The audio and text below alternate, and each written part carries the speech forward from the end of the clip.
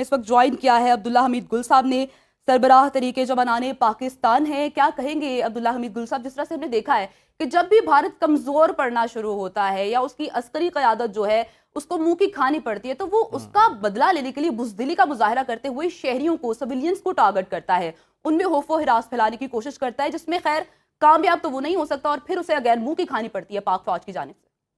बिस्मिल्लाहिर्रहमानिर्रहीम। आप सबको और पूरे पाकिस्तान को अल्हम्दुलिल्लाह मुबारक हो। आज पाकिस्तान ने भारत का मुंह काला किया है, जी। सिर्फ भारत में ही नहीं बल्कि पूरी दुनिया में। चीखें 7 समुंदर पार पहुंची हैं। मार्को रूबियो जो है वो फोन करते हैं तो दाल नहीं गिलती। आर्मी चीफ साहब आगे हाफिज कुरान बैठे हुए हैं, जी। वो कुरान की आयतों का जो है वो तिलावत करके इस ऑपरेशन का आगाज करते हैं। और क्या खूबसूरत नाम दिया। और उसके बाद फिर आहनी दीवार, शीशा पिलाई दीवार बन के दिखाया। भारत को बताया था कि गूंज सुनाई देगी, और गूंज 7 समुंदर पहुंची। और जी। उसके बाद मार्को रूबियो जो कल तक फिरौन बना हुआ था, आज जो है वो आर्मी चीफ को फोन करते हैं। आर्मी चीफ से जब बात नहीं बनती तो इसहाक डार के दर के ऊपर जाके जो है दस्तक देते हैं। अभी तो देखे ना, पार्टी शुरू हुई है, अभी हौसला करें। अभी हमने जवाब नहीं दिया, जी। हमने पहले भी जवाब नहीं दिया, हमने सिर्फ और सिर्फ दिफा किया है। मोदी जी अभी थोड़ा सा हौसला करो। अभी तो ये तो सुबह का नाश्ता था, अभी तो दोपहर का खाना आपके लिए आ रहा है ड्रोन पे रख के, वो आपके पास पहुंच रहा है। कुछ तो दिल्ली पहुंच गया है, कुछ बाकी जगह भी पहुंच रहा है, थोड़ा देखो तो सही। अभी तो तुमने फाइटर 2 फिल्म बनानी है जिसमें एक आदमी ने बांध के पूरे पाकिस्तान को ले आना है। तुम्हारे जी। मुताबिक तो जो है इस टाइम पे अजीज मलिक, फातिमा ज़हरा, अब्दुल्ला हमीद गुल, एयर मार्शल मसूद अख्तर, ये सब मर चुके हैं। पाकिस्तान बिल्कुल। तो सब फारिग हो चुका है, यहाँ तो इंडियन लोग फिर रहे हैं। तो ये तो हम पता नहीं कहाँ से बिल्कुल ये सर, हम जन्नत कह से सकते हैं अगर डायरेक्टली कर रहे तमगा हैं। ड्रामाबाजी मिलना हो तो ये भारत को ही तमगा मिले। तमगा बेशर्मी मिलना हो तो वो उनका मुकद्दर, उसमें वो नंबर 1 है। उनको जी। ये अवार्ड पाकिस्तान की तरफ से हम देते हैं। दूसरी बात जो है, देखें पाकिस्तान ने जो उनके साथ किया है ना, वो उनको आप देखें कि भारत में जो है इस टाइम पे लोग टेबलों के नीचे घुस गए हैं कि पाकिस्तान का कहीं कोई मिसाइल ना आ जाए। जी। ये देखें ना, इनका तो शारीरिक शोषण कर दिया हमने, सीधी सी जी। बात है। ये बड़ी बातें कर रहे थे, इनको अभी समझ आनी शुरू हुई है कि असल में हुआ क्या है इनके साथ। बड़ी थी जब इन्होंने पहले दिन जो है वो किया हमला, तो इन्होंने ये देखना चाहते थे कि पाकिस्तान का डिफेंस मैकेनिज्म जो है वो किस किस्म का होगा। लेकिन पाकिस्तान ने खामोशी इख्तियारी की। बिल्कुल, पाकिस्तान अगर कबल अज वक्त दिखा देता, लोगों ने बड़ा एतराज उठाया। लेकिन पाकिस्तानी फौज अल्हम्दुलिल्लाह बड़ी एक प्रोफेशनल आर्मी है, वो उसका कोई मुकाबला नहीं है भारत के साथ। ये टांगा रेडी चलाने वाले, ये गधा गाड़ी चलाने वाले, इनको दे दिया राफेल और S-400, उसको इन्होंने जगह जगह टकराते फिर रहे हैं। ये इसीलिए तो जगह जगह गिर रहे हैं पके हुए आमों की तरह।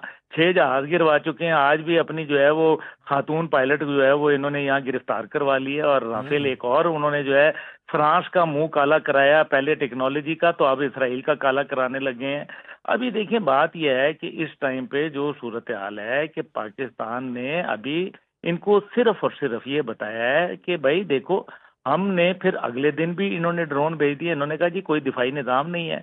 पाकिस्तान ने उसको भी जो है, इनको अब पक्का हो गया कि जनाब इनके पास कुछ नहीं है। इन्होंने आके जनाब क्रूज मिसाइल जो है, स्कैल्प क्रूज मिसाइल जो है वो उनसे फायर किया। मैं देख रहा था मेरे घर के सामने, मैं गालिबन किसी चैनल के ऊपर बात कर रहा था ये सिखों के हवाले से। तो रात पूरे 2:15 का टाइम था, मैं टेरेस के ऊपर था अपने, तो वहां से मैंने देखा कि बिल्कुल सामने एक शोला सा लपका और जमीन पे गिरा। आवाज जबरदस्त आई, क्योंकि मेरे घर से कोई ये तकरीबन 1.25 किलोमीटर के फासला है नूर खान बेस, तो नजर आ रहा था। उसके ऊपर फिर तकरीबन 2 मिनट के बाद जो है वो दूसरा जबरदस्त किस्म का धमाका हुआ। और उसके कोई चंद मिनट के बाद 8 ड्रोन आए, जिनमें से 2 ड्रोन तो मेरे घर के ऊपर जो है वो गिराए गए हैं फायर करके।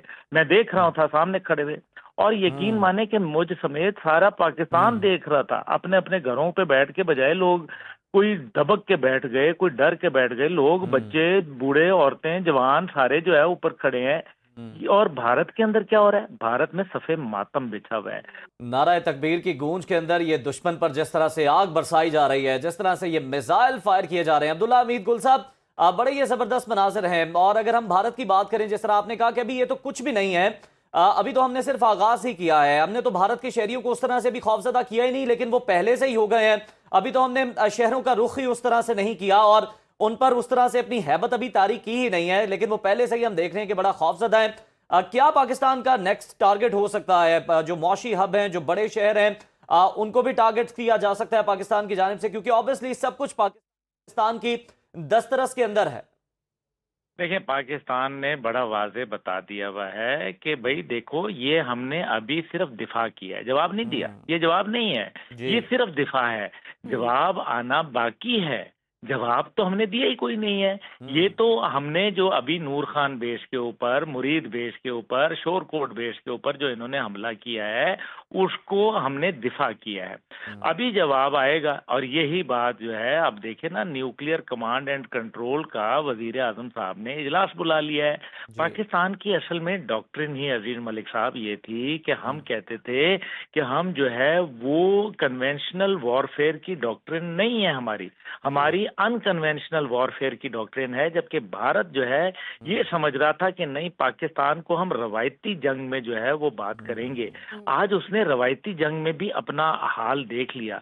पाकिस्तान देखें, एक छोटा मुल्क है। पाकिस्तान जो है वो क्वालिटी पे बात करता है, क्वांटिटी पे बात नहीं करता।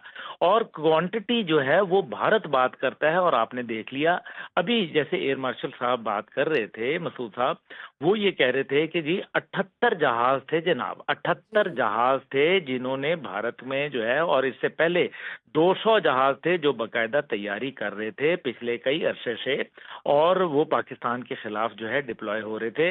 और उसका मुकाबला हमारे जो है वो 42 जहाजों ने किया ओवरऑल, जिनके अंदर सपोर्ट जहाज भी, एवैक्स वगैरह जो थे, जो एयरबोर्न अर्ली वार्निंग सिस्टम्स होते हैं, वो वहां चल रहे थे।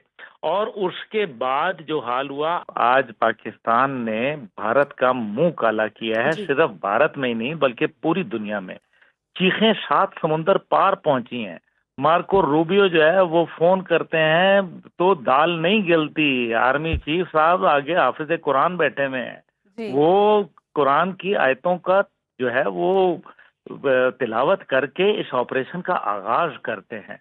और क्या खूबसूरत नाम दिया। और उसके बाद फिर आहनी दीवार, शीशा पिलाई दीवार बन के दिखाया।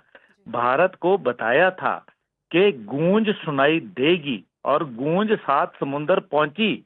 और उसके बाद मार्को रूबियो, जो कल तक फिरौन बना हुआ था, आज जो है वो आर्मी चीफ को फोन करते हैं। आर्मी चीफ से जब बात नहीं बनती तो इसहाक डार के दर के ऊपर जाके जो है दस्तक देते हैं। अभी तो देखें ना, पार्टी शुरू हुई है, अभी हौसला करें। अभी हमने जवाब नहीं दिया, हमने पहले भी जवाब नहीं दिया, हमने सिर्फ और सिर्फ दिफा किया है। मोदी जी, अभी थोड़ा सा हौसला करो। अभी तो ये तो सुबह का नाश्ता था, अभी तो दोपहर का खाना आपके लिए आ रहा है ड्रोन पे रख के, वो आपके पास पहुंच रहा है। कुछ तो दिल्ली पहुंच गया है, कुछ बाकी जगह भी पहुंच रहा है। थोड़ा देखो तो सही। अभी तो तुमने फाइटर 2 फिल्म बनानी है, जिसमें एक आदमी ने बांध के पूरे पाकिस्तान को ले आना है। तुम्हारे मुताबिक तो जो है इस टाइम पे अजीज मलिक, फातिमा ज़हरा, अब्दुल्ला हमीद गुल, एयर मार्शल मसूद अख्तर, ये सब मर चुके हैं। पाकिस्तान तो सब फारिग हो चुका है। यहाँ तो इंडियन लोग फिर रहे हैं। तो ये तो हम पता नहीं कहाँ से, ये जन्नत से डायरेक्टली कर रहे हैं। ड्रामाबाजी मिलना हो तो ये भारत को ही तमगा मिले।